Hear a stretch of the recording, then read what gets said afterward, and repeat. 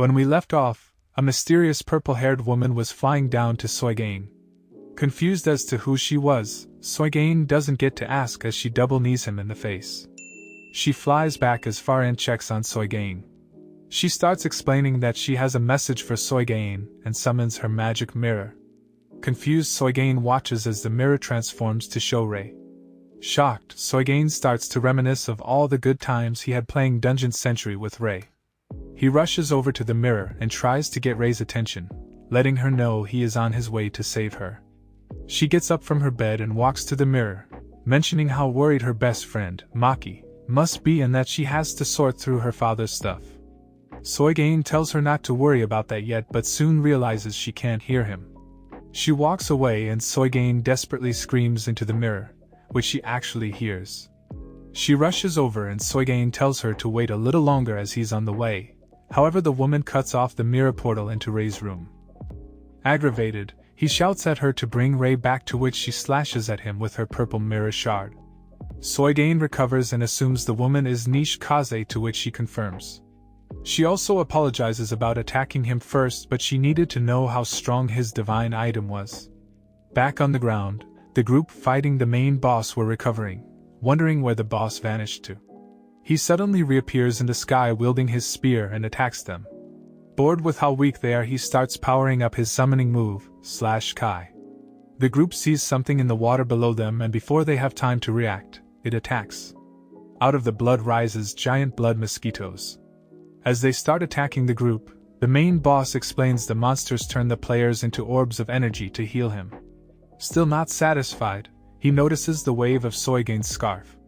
On the pillar, Niche Kaze scans Soigain and confirms his buster item was Yuki Rika's wave. She tells him that her leader has a message for him: get to stage 0 as soon as possible. Interrupting their talk, the main boss Aslan jumps up the pillar. He lands and points his weapon at Soigain, telling him he's waited so long to meet him. Aslan continues to tell him he was originally given orders to help him on his mission. After explaining that Soigain will remember level 0 upon entering, he gives Soigain the key to level 0, calling him the Chosen One. However, Aslan states there is one more challenge. He swirls blood around Soigain before exploding. A blood cloud forms in the sky and out comes a completely different looking boss. Niche Kaze informs Faran and Soigain about Aslan's final form, Bloody Buddha. Faran notices a strange object in his stomach, to which Aslan asks if Soigain recognizes it. Not understanding, he assumes the core is his weakness, which Niche Kaze confirms. Aslan tells Soigain that not only is it his only weakness, it holds Soigain's memories inside, courtesy of his crazy genius grandfather. Soigain activates his scarf and is faced with 7 different color gems to choose from. Not remembering what each one does, he decides to guess, with the red one catching his eye. Aslan shouts that he wants to see the power of his item, wondering out loud if it was worth becoming a tomb item for. He then attacks Soigain just as he chooses the red gem. Flying away from the danger, Faran asks if Soigain is alive, which Niche Kaze responds only time will tell. Back on the platform, Soigain had activated his Raven Blade, which Aslan laughs at. With lightning speed, Soigain slashes Aslan twice. He discovers the blade makes him 3 times as fast and attacks again, slicing Aslan's legs. Falling off the platform, Aslan starts to regenerate, which Soigain attempts to intercept. He dives down to attack, only to find out his blade can't pierce the armor. After regenerating, Aslan gets up bigger and stronger than ever, telling Soigain that there is no damage he can't heal. Charging up, Aslan unleashes plasma orbs directly at Soigain. Soigain, being the stubborn hero he is, rushes forward with a last-ditch effort. Aslan easily pushes him away, and as Soigain flies backwards, he notices that there is a strange icon above his head. Aslan explains that the mark is his snow lotus, which is a flower that will wilt within 80 seconds. Once it wilts, it will force all of Soigain's blood to become one with Aslan. Suddenly, Soigain's sword shatters, causing Soigain to fall as he was leaning on it. As it breaks, the sword starts releasing smoke and Soigain gets up wielding it. He tells Aslan to show him his ultimate move, to which the surviving players look on in awe, wondering if Soigain had a death wish.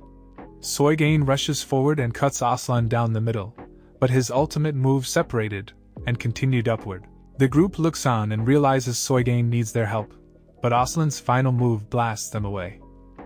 Soigain also gets launched into a rock wall, defeated. Aslan screams out that he can't believe how weak Soigain was, to which Soigain agrees with. Becoming disgusted, Aslan goes in for the final blow, but Soigain simply counts down. Aslan shatters into a million pieces while screaming in pain, wondering what Soigain had done. What did you do to me?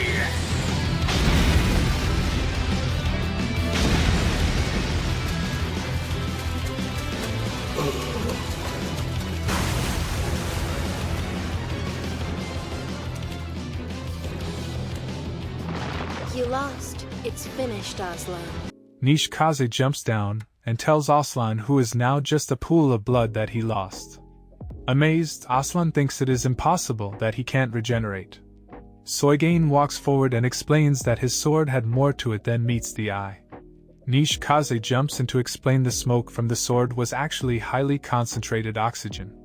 Soigain explains further on how he was able to defeat Aslan, which is rather complex, so I will let Soigain do the talking. Can't say it wasn't risky injecting his body full of oxygen, since it would increase his power for a short while. But eventually it'd react with the iron and make him rust. Lucky for me, when the blade broke, it released even more into the environment. The sword itself must be composed of oxygen if it spread so quickly and engulfed the battlefield. Right! My Gramps' divine tomb weapon, the Raven Blade. I don't believe you. To reach the point where I couldn't regenerate, every blood cell in me would need to be affected. A valid point. Even with the hits Soigain did manage to land on Aslan, it still wouldn't have been enough. I mean, what other explanation is there? There is none. It's impossible. Why? If his sword was truly responsible, I would have started rusting as soon as I was damaged. And that clearly wasn't the case. You're keeping something from me. Some additional ability used while I was distracted. Nothing too remarkable, I'm afraid. As you said, I could only apply minimal damage with my sword strikes. Most of the cuts were superficial anyway. You could repeatedly heal yourself from any slash I inflicted, and all your blood splatter would turn to rust. Then I remembered something important. You mentioned you regenerate using the blood you harvest from players. So I created an oxygen field. That way all the droplets would be filled with the element. The more you kept regenerating to increase your strength, the weaker you actually became. That doesn't explain why my body dissolved. I should have still retained my form! Remember using your plasma attack? That's what gave me the idea. If I could convince you to use a more powerful move, then the whole field would be covered in an electromagnetic wave, resulting in the oxygen undergoing a chemical reaction into ozone. The blood inside of you soon began breaking apart, and your body followed suit. So all that ozone, it resulted in a second chemical reaction, which depleted your blood of the necessary oxygen. You're talking about oxygen poisoning. Yep, that's the reason your cells broke apart and became only liquid. After suddenly becoming a chemistry genius, Soigain kneels by Aslan while the group of survivors look on in wonder. Aslan tells Soigain to hurry to Stage 0 to complete his mission before other players try to stop him.